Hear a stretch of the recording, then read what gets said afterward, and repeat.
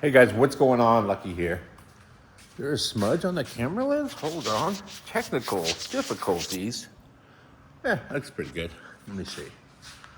Yeah. Man, I don't know if in other states, if you guys are going through this sort of drama.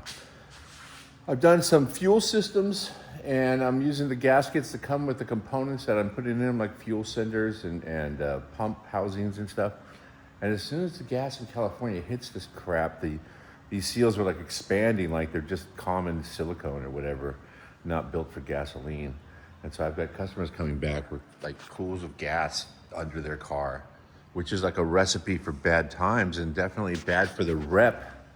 So I actually went online today. I found some cork material and some actual, maybe it's silicone, but either way, fuel-proof gasket material. And I will bust out with the punches and punch up a bunch of gaskets because I just don't trust buying any mass-produced gaskets that are, cost-effective.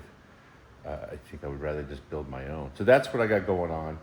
But before that party gets started, right here, I am getting ready to go on Hot Rod Power Tour. It is in about a month. Today's the 5th. I think I take off out of here around the 6th of next month. I am driving the entire route from California to, I think it's Illinois, Joliet, Illinois. And then got to do that in about 20 hours. And then drive all the way back to, take a week off, basically, doing Power Tour. That's like a week off, right? Back through all the Power Tour route and ending up in Tulsa, Oklahoma, which is about 20 hours from here. So, then I'll just drive home. But the good part is, like, if you're thinking about doing Hot Rod Power Tour, Hot Rod Power Tour starts on a Monday and ends on a Friday. So, and it takes you, they generally, I don't know how I haven't done it in a few years, and it's a whole new program now, but they generally route you off the main streets and, you get to go through all the smaller communities and check out all kinds of real Midwest coolness. And so I can leave here on a Friday or even a Saturday and leisurely drive to the start point, which is 28 hours away from where I'm at. And get there, most likely Sunday, rest up a little bit, lounge, check out the cool cars. And then Monday morning is when the absolute car show begins. Every parking lot, every gas station, every hotel, just full of nothing but cool cars and cool people. So so I am taking the Galaxie Wagon. Oh yeah, the finish of that story is you drive for 5 days, having a good time, and then I get the entire weekend to drive back to California from Tulsa. Now, I have family in Oklahoma, family in Texas, and so that works out well. I'll be able to visit with some family, drive not under any pressure at all. I'm not going with the company. I am just going because A, it's on Route 66, and B, I got something cool to drive, or relatively comfortable. Speaking of comfortable, I did just do a couple videos on the updates or upgrades to the Rusty Nut station wagon right there. It is Coyote powered, obviously. It now has a Willwood good size piston, good size brakes in the front with 6 piston calipers. I've been driving the wheels off this thing. It's pretty awesome. Unfortunately, it has the original rear differential in it. I think I put maybe a locker or something in there, but I don't even remember because it does do some posi stupidity, but it sounds like the police are chasing me whenever I let off the gas. So I knew that was a recipe for something bad was going to happen. So I reached out to my friends over at a Quick Performance, and they sent me a third member for it. This housing is for a C10 I'm doing, as you can tell from the pads, but Quick Performance sent me a third member that will plug right in. I measured the housing. They sent me axles. They're in the next room. And recycle aluminum. So I'm going to rack this thing. Oh, here's one more thing. This thing has the original interior, or what's left of the original interior. So that's what it's supposed to look like, with some sort of I don't know. But a long time ago, when me and Alex were putting this thing together, I think we just threw a blanket or something over the seat. But I grabbed a little red seat cover. I stuffed the cotton back in that was all falling out. As you can see, it's all sagging and just metal sticking through on that side. Anyway, and then I just used some packaging tape, I think, and just packaged the whole seat. You can hear it. Just so it wouldn't fall apart. And then put this cover over, and I've been driving it. Well, I just called my buddies over at 714 Motorsports. You may remember them from when we were doing all the overhaul and stuff back in the day. They were the go-to upholstery and fabrication shop for all the overhauling shows I worked on, and for many, many more. He actually is the person. Alan over there is the absolute beginning of me doing any work on any of the shows. Mobile Tech, me. 714 was one of my accounts. He goes, hey, I got some cars. Belong to some guy who has a warehouse and a bunch of unfinished cars. So he invited me to go over there and take a look at them. I looked at them and was like, why are they all in this condition? They're like, oh, they have a really tight schedule, but can you just give them an estimate to fix everything? So I did. I definitely gave them a retail number, and lo and behold, they're like, hey, this is great. Thanks for fixing all those cars. How would you like to work on the show and help us make sure that we don't get kind of behind again? So that's what I did. Worked with those guys, worked with Chip and the crew over there for, I think, a couple years, at least a couple seasons for sure. And still friends with a lot of those guys and friends with Chip. So thanks a lot, Alan. Once again, Alan coming to the rescue. I'm going to snatch this seat out, take it to him. He said he'll just do rebuild the thing real quick and throw a cover on it. Usually you have to, most upholstery shops, drop it off. We'll call you when it's done. Everybody's booked pretty solid. But I'm looking forward to getting the seat out and getting it over there. I don't remember how much I had to weld this seat to get it in. It's a little sketchy. So that's what I'm going to do right now. Is take the seat out, throw it in the back of the yellow wagon, because he's redoing bucket seats for the yellow wagon too. I'll take this there, and then in addition to that, drop this seat off. He's doing my buckets. Maybe they're done. Oh, he just wants to see the insert, see the pattern that he used previously. But then I get this thing up in the air, start taking the rear end apart, getting those axles and the third member. And the break-in will be driving to the beginning of the start location of Hot Rod Power Tour. Yeah, I think that's pretty much everything. AC blows cold. Let me just do a quick walkthrough. Brakes are safe. Oh, electric power steering. Thanks, I did it in ePass. Yeah, I think we're good. No more water leaks. I think the windshield wipers even work. Oh, I gotta tape up that hole. If that's my only drama, I think life is good. Anyway, get this party started. I will fire this thing back up when I get the car up on rack, or get the car lifted and start pulling the rear wheels and the axles. Be right back. Okay, bench seat is out. What a mess. It's been a couple of years, I think. But yeah, I see some stuff I need to patch together still. My idea, I have a complete new floor for this thing, because this floor is terrible. Every place there's boom mat in here, there is giant amounts of rust. That tunnel apparatus I built to be able to make this thing go down really low and allow for the larger 6-speed gear star transmission is welded in, but I didn't go crazy because I figured I was going to fab up a new one. It's been holding up well, but either way, I have a whole new floor to go in this thing from Auto Metal Direct. Just a matter of making the time to get it done. It's complete from the back of the seat all the way to about the middle of the dashboard of the firewall.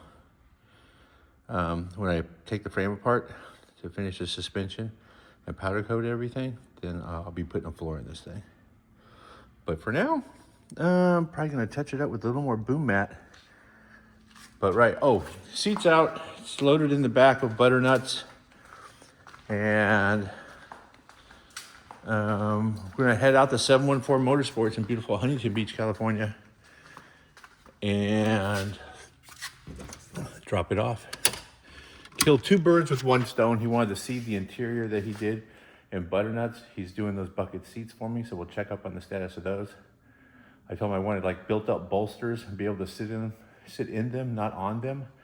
And then I want to put an insert in them. It's just a little too plain on the inside. So I'll show him the rear seat. We'll do the front seats. When the front seats are done, I'll snatch out the rear seat and have him do the inserts on the rear seat to match the front seats. There's a lot of front seat, back seat, bucket seat going on right now. Either way, let's get this party started. Oh yeah, new keychains. I need to put one on the 64 wagon. I'll take a couple, throw them in the glove box. All right, let's get on the road.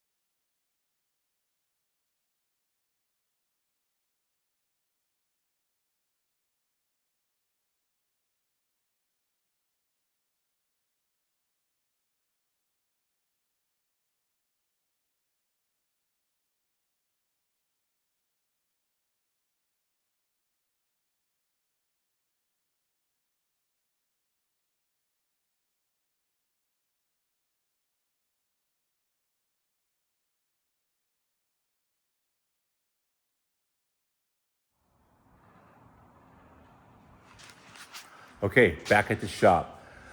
When I got back, I was thinking, you know, I'm just gonna make some content. I think that's what the kids are saying now.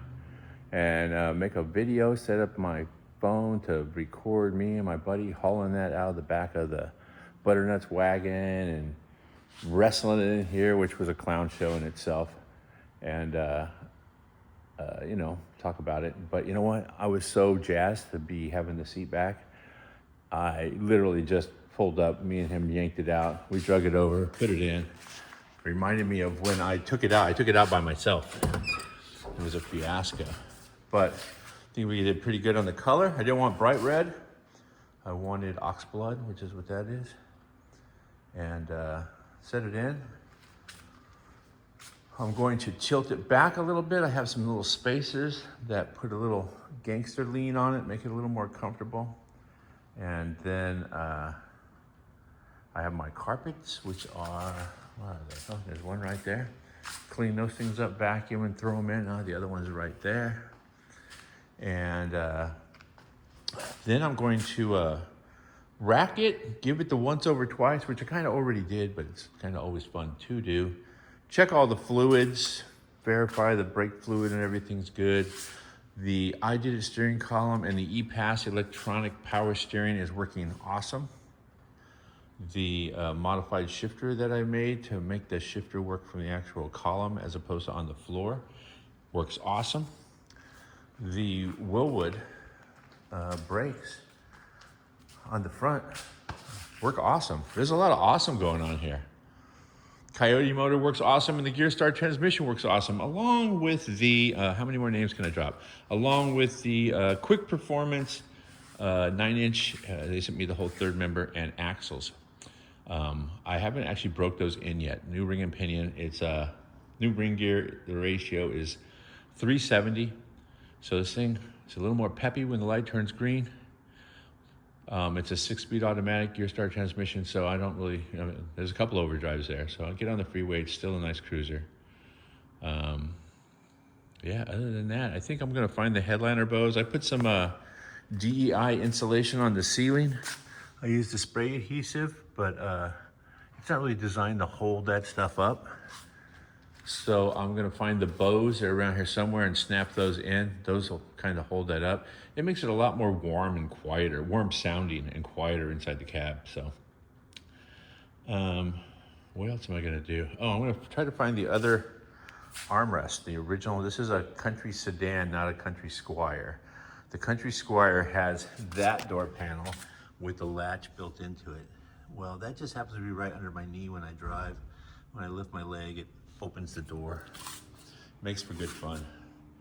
But I know I have that handle and a matching armrest. I'll put that on. I fixed all the windows and the regulators, so that all turned out pretty well. I believe I replaced the driver's side window. The other one had a bunch of welding done to it. It was a mess. But I did just clean it out. Underneath the rear hatch, or the floor in the back, is the fuel tank and the air ride setup. And I have not been in here, as you can tell from the dirt, in a long time. So I did just take a minute and clean this all out. And I'm gonna restock the tool bag. I'm gonna do a full video on what's in the bag as opposed to what's in the box. And this is just a tool bag that I use chuck tools in, just for road trips. And then I stuff some shop rags in there so I don't have to listen to them rattle. I throw them underneath the counter right here. I'll make sure I have all the sockets, all the wrenches necessary. Impact, cordless impact, I'll throw that in there. And then make sure I have the lug nut, correct size for the lug nuts. And then chuck it in there and that's good to go. I don't know if I've ever pointed this out, but I'm still finding junk in the car. I don't even know what that is. It's leaves and poop. But yeah, I think that's about it. I think the next time you see this car, I am gonna be, legitimately eastbound and down on my way to Hot Rod Power Tour 2026. Anyway, thanks for watching, you guys. Look for more of this action on the seat and the rest of this stuff, the Power Tour, in future videos. Stay safe out there. Don't forget to like, subscribe, and share. Thanks a lot. See you later.